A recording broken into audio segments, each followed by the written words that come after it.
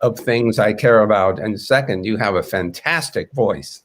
So if I ever have the chance to listen to you, speak longer, I will look forward to that. Let me thank Tuan for inviting me to participate in this meeting. The topic is something of central interest to me.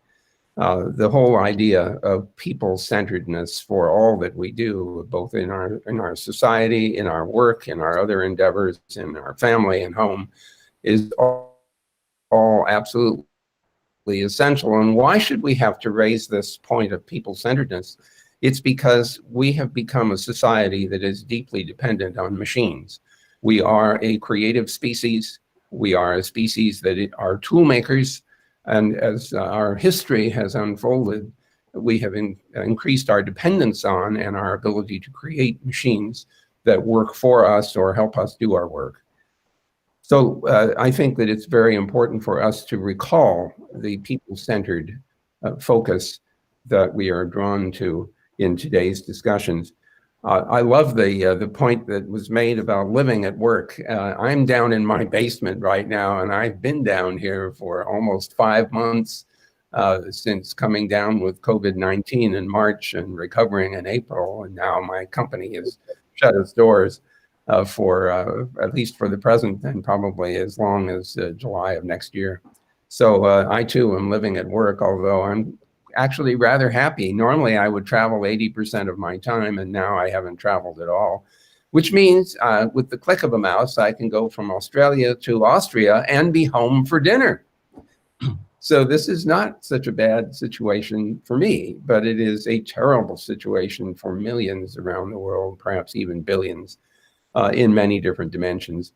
But that's not exactly the topic we want to cover today. Today, I want to talk first about a brief notes about the history of internet, because I believe that that history informs us as we think about the newest tool that we have, which is machine learning and artificial intelligence.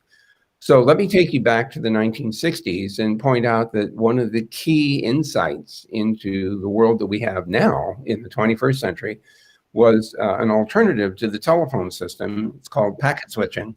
And I won't bore you with all the details, but it's basically computers using electronic postcards to communicate with each other. That key concept led to an experiment by the American Defense Department, the Defense Advanced Research, a network. Oh, I'm so sorry about that. Hang on one. There. That's the hazard of living at work. The phone goes off.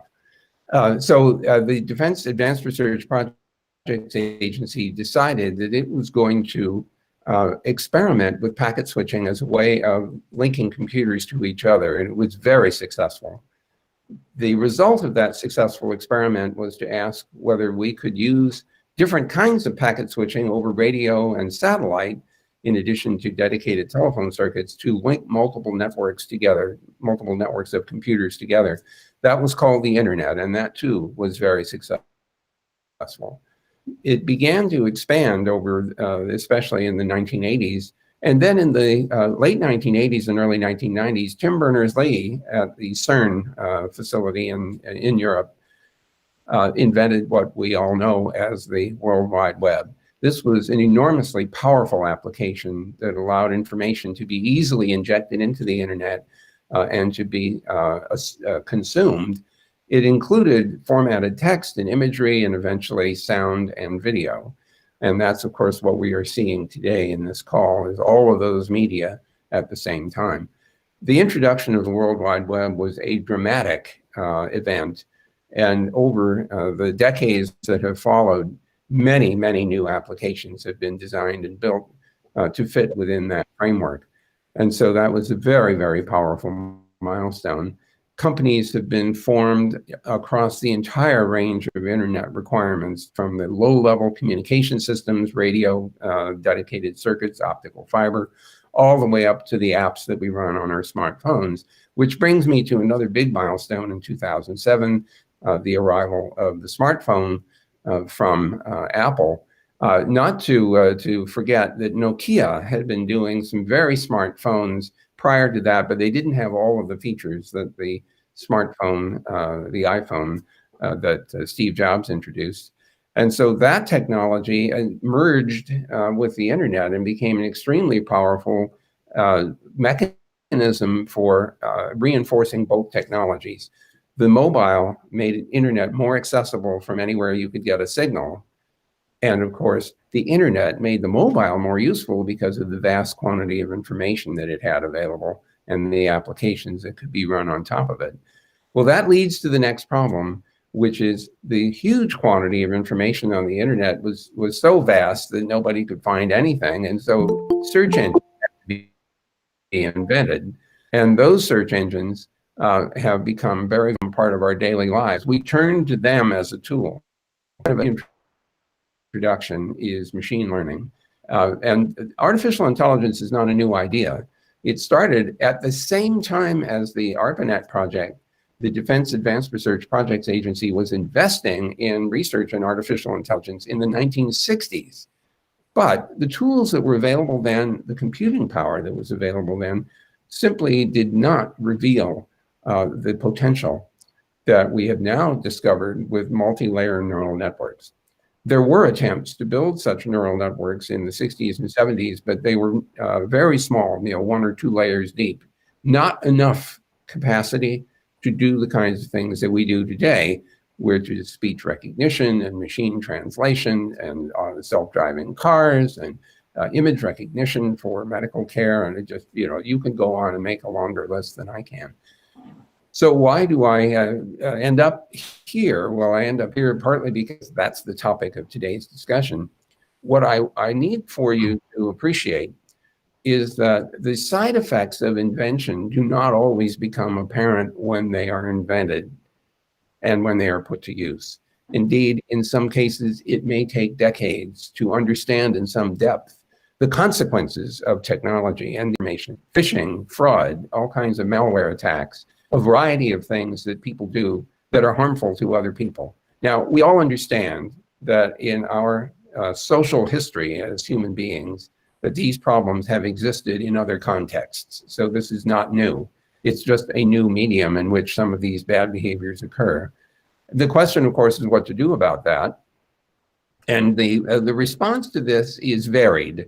In some cases, we can take technical mechanisms and prevent the abuse or the harm from happening.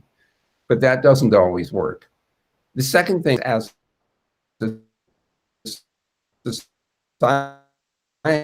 society, we can set acceptable. And if we detect you, acting that way, behaving that way, there will be consequences. That's what law enforcement is all about. We agree on a set of behavior patterns that are acceptable and others that are not, and we prosecute people who are behaving badly. And that's, of course, if we can catch them.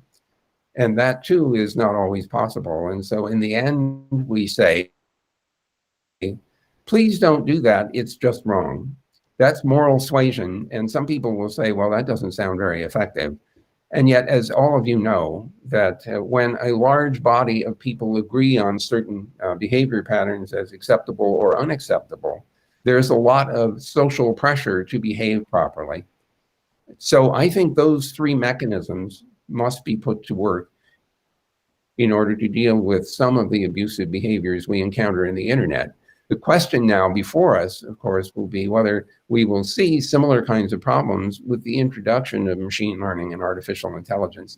And I would say that it's almost certain that we will encounter those kinds of problems as well, because machine learning is a powerful new tool.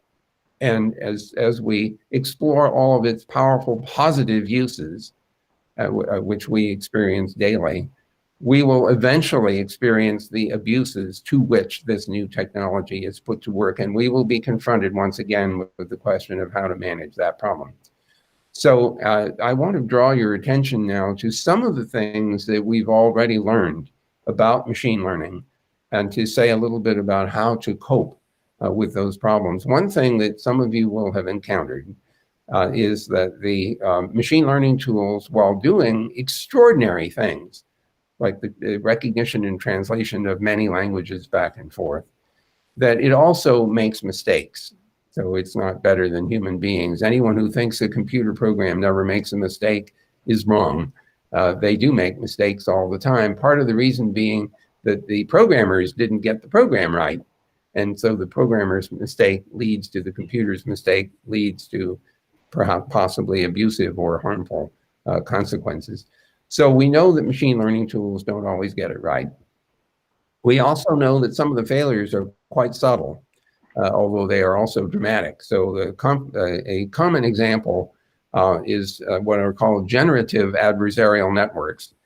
This is a machine learning system which is trying to fool another machine learning system. So the one system is trying to recognize, for example, categories of animals: dogs, cats, elephants, crocodiles, and so on. The other machine is trying to change the images in small and slight ways to fool the other machine. It turns out that it's possible to do this with very, very small changes. So an example, common example, you might have trained the machine learning algorithm to recognize cats and dogs and so on. You show it a cat and it says it's a cat. Then the generative adversarial network modifies just a few pixels in the image. To a human being, it still looks like a cat. To the computer programming algorithm, the machine learning algorithm, it looks like a fire truck. And of course, your response to this is, how could it possibly be a fire truck? It doesn't look anything like a fire truck. And the answer is that the machine learning system doesn't see things the way we do. Human beings have this amazing ability to abstract from images, to recognize various features in the images that help us identify things. The machine learning tools are recognizing features, but not necessarily the ones that you and I would normally use in order to identify a cat and a dog and a crocodile. This is just one very trivial example of the ways in which machine learning tools can fail. And the reason that's so important for us to keep this in mind is that the failures can be very harmful. This brings us back to the whole people-centered theme of this call, which is about designing, building, and using and applying technology, keeping its people-centeredness in mind, understanding how it will either help or harm other people in our society. So as we start to apply machine learning tools and other artificial intelligence extensions of that, it's essential to have in the back of our minds a sense for how those tools might fail or might be deliberately abused. And we will need an international cooperation in order to induce and introduce this people-centeredness into the use of artificial intelligence, because we will use these techniques on a global scale. The internet has already penetrated about 50% or more of the world. And of course, as the chief internet evangelist at Google, I'm hoping that it will be possible for everyone to get access to the internet before the end of this decade, and certainly by 2045.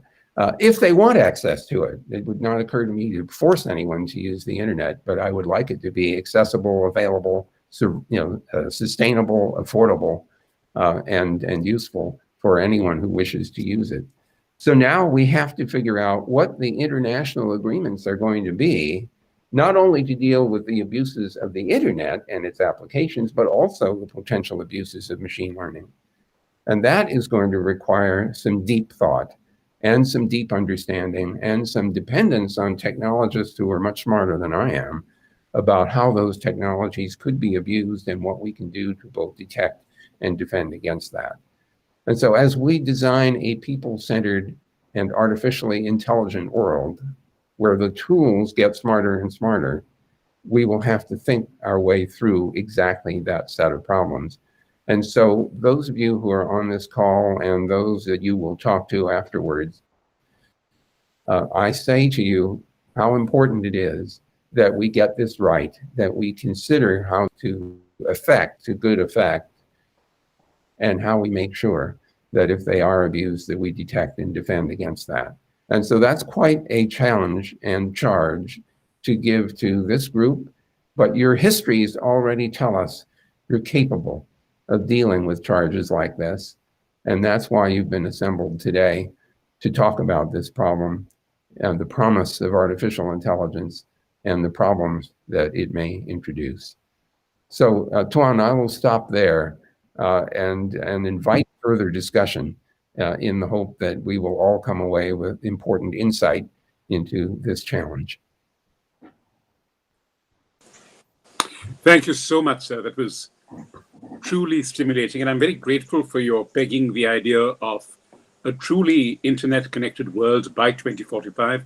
I think that will really live up to the idea of unleashed in the wonderful phrase that Tuan and the Governor Dukakis and the Boston Global Forum have come up with as our target for that time. And as you say, anything people-centered has to be democratic. So there will be a necessity of the element of choice. It's not that internet will be imposed on the, 10 billion people at that point in time, but they will be given the opportunity to realize its advantages, its benefits, and all that comes with it, including, as you so eloquently described, the marvels of artificial intelligence. Thank you, sir. I think we will have a